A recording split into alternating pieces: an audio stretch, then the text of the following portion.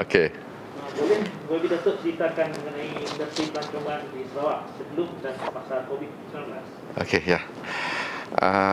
Industri pelancongan di negeri Sarawak adalah satu penyumbang terbesar dalam keluaran dalam negeri kasar ataupun KDNK yang telah menghasilkan resit pelancongan ringgit Malaysia 11.57 bilion, iaitu sebanyak 8.72% daripada KDNK Sarawak pada tahun 2019. Pekerjaan dalam sektor pelancongan turun menyumbang 19.1% daripada jumlah pekerjaan di Sarawak. Ini adalah satu kadar yang besar. Wabak COVID-19 serta penguatkuasaan kawalan pergerakan dan juga penutupan sempadan telah menyebabkan penurunan yang drastik dan menghasilkan kesan yang teruk terhadap sektor pelancongan. Tidak seperti sektor-sektor yang lain, sektor pelancongan memerlukan masa pemulihan yang agak lama untuk membina semula keyakinan pelancong untuk datang ke negeri Sarawak. Krisis pandemik COVID-19 yang berlaku sekarang telah menyebabkan kemerosotan yang cukup mendadak sekali, malah tiada tempahan yang telah dibuat untuk sesebuah pakej pelancongan. Sepanjang tempoh pandemik, dianggarkan penjualan dan transaksi telah merosot sebanyak 80% berbandingkan sebelum pandemik bermula. Semua pengusaha pelancongan menghadapi tekanan dalam pengurusan aliran tunai syarikat serta berhadapan masalah bankrupt kerana kehilangan sumber pendapatan untuk menampung kos tetap pekerja, sewa, pembayaran, pinjaman, insuran dan juga lain-lain. Ini amat sukar untuk mengelakkan pengurangan pekerja memandangkan kos yang tinggi untuk mengekalkan kaki tangan sedia ada dan juga untuk menanggung gaji kaki tangan, membayar allowance, membayar KWSP, membayar pekeso dan juga lain-lain. Pemandu pelancong turut terjejas kerana pembatalan lawatan dan tiada tempahan yang telah dibuat. Hotel dan juga syarikat pelancongan menghadapi pembatalan tempahan dan mengalami kerugian semenjak Februari tahun 2020. Lain-lain turut terjejas termasuklah pengangkutan pelancong seperti pemandu teksi dan juga syarikat kereta sewa. Jadi boleh kita katakan bahawa mana-mana industri ataupun mana-mana kerjaya yang di bawah pelancongan ini semuanya terjejas. Ya. Sebelum ini Datuk, industri pelancongan menyumbang kepada pendapatan negeri Sarawak. Berapakah anggaran kerugian ataupun kehilangan pendapatan dari sektor ini pada tahun lepas? Okey, ya. Untuk negeri Sarawak, kedatangan pelancong menunjukkan penurunan sebanyak 74% daripada jumlah 4,662,419 pada tahun 2019 kepada 1,199,872 pada tahun 2020. Dari situ kita dapat melihat begitu mendadak sekali dan semuanya ini adalah kerana COVID-19. Resit pelancongan turut menunjuk pengurangan sebanyak 75% berbanding daripada tahun 2019 ke 2020.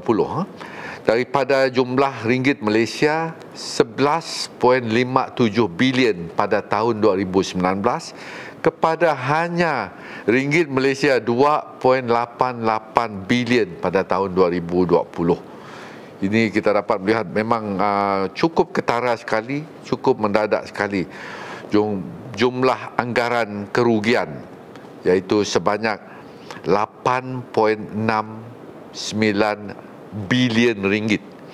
Daripada Januari sehingga Jun tahun 2021, bilangan kedatangan pengunjung telah merosot 93.26%, hampir 100%, kepada jumlah 64,767 orang sahaja.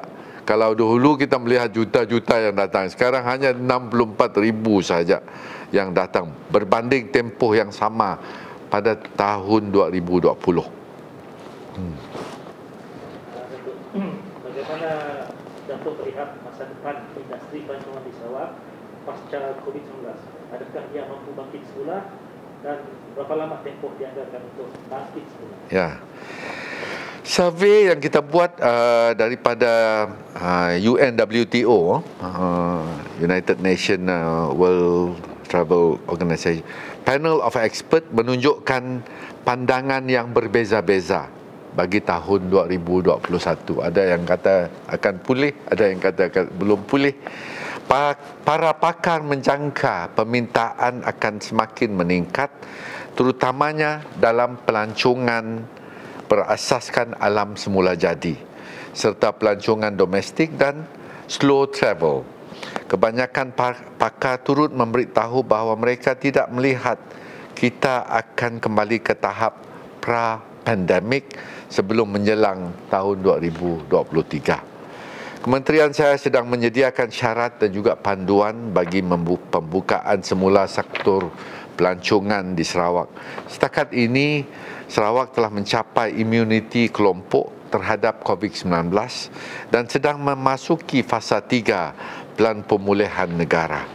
Kami menjangka Sarawak akan dibuka untuk pelancongan domestik sebelum berakhir tahun 2021, tertakluk kepada tahap bagaimana peningkatannya COVID-19, manakala pelancongan antarabangsa pada tahun 2022. Yang saya khawatir pada masa ini adalah sedikit sebanyak berkenaan dengan varian-varian baru. Dahulu kita tidak dengar berkenaan varian Delta, varian Lambda. Sekarang yang kita khawatir nampaknya merebak di seluruh dunia adalah varian Delta. Jadi ini sedikit sebanyak telah mencacatkan perancangan kita lah ya. Dan Datuk, apakah strategi Kementerian bagi Datuk untuk bangkit dari kejatuhan industri ini? Antaranya vaksinasi industri.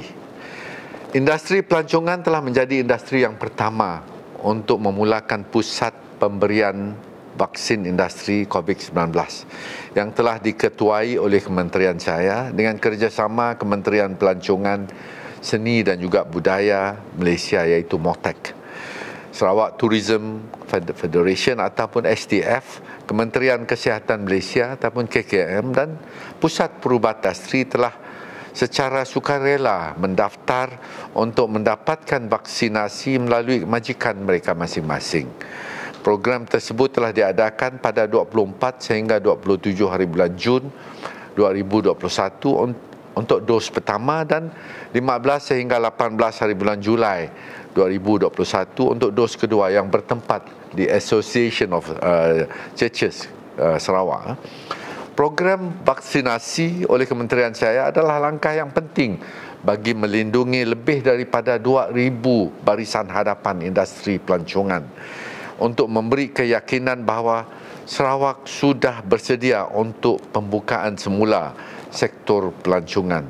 Pada masa ini, Sarawak mempunyai jumlah vaksinasi tertinggi di negara ini dan telah mencapai sasaran vaksinasi 80% penduduk negeri menjelang Ogos 2021. Ini adalah satu kebanggaan untuk negeri kita sebenarnya.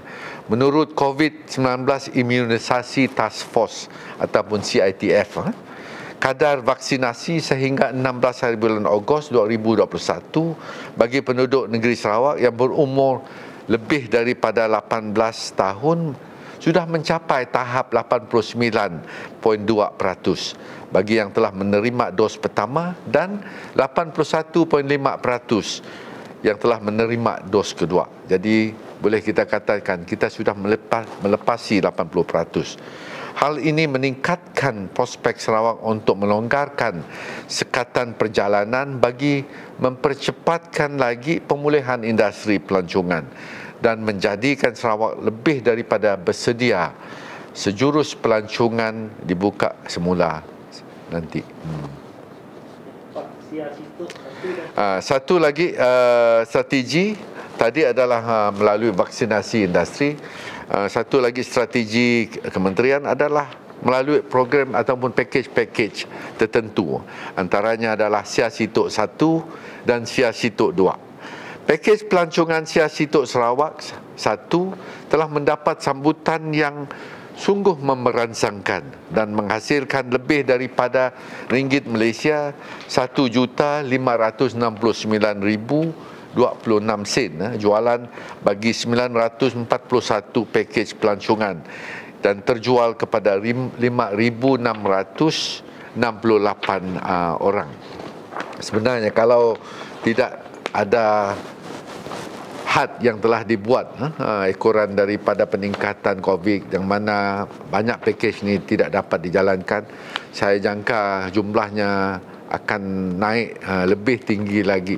Kita baru naik terus kena tutup pada masa itu. Kementerian saya juga telah mengeluarkan langkah-langkah pemulihan jangka pendek yang merangkumi membina keyakinan untuk pelancong melalui SOP yang ketat. Pakej pelancongan diskaun Sia Situk 2 bernilai ringgit Malaysia 1 juta dan kempen penginapan Sia Situk bernilai 0.75 juta untuk pelancongan domestik dalam negeri yang dicadangkan berlangsung pada bulan Ogos 2021.